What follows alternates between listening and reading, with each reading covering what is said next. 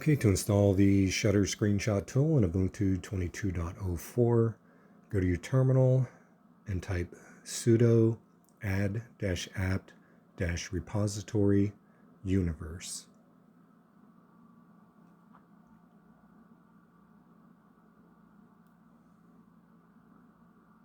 Then press enter.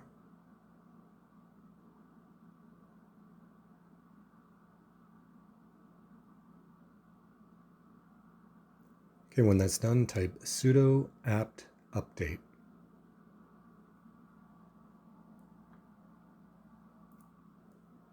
And lastly, type sudo apt install shutter-y.